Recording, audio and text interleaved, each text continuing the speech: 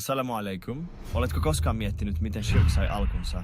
Tarina vie meidät kauas menneisyyteen, aina profeetta Aadamin ajoista lähtien.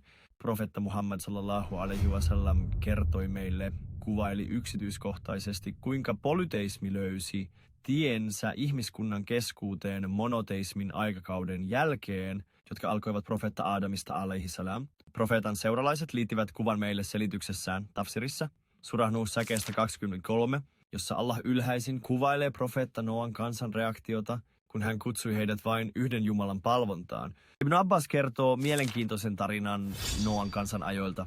Alun perin epäjumalien nimet kuuluivat hurskaille miehille. Kun he kuolivat, saatana ehdotti, että heidän muistokseen tehtäisiin patsaita.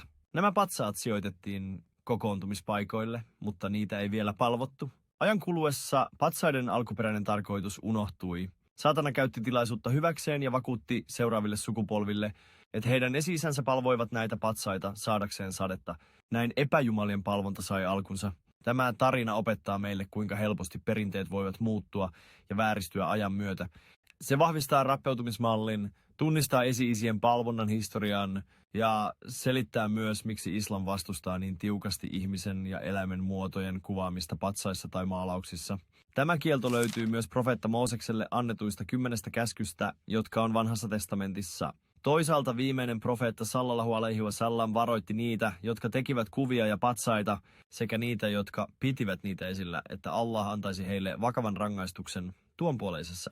Profeetan vaimo kertoo valmistaneen tyynyn, jossa oli kuva profeetalle, jotta hän voisi nojata siihen. Hän sanoi, etkö tiedä, että enkelit eivät mene taloon, jossa on kuvia, ja joka tekee kuvan, rangaistaan ylösnousemuksen päivänä, ja häntä pyydetään herättämään sen henkiin.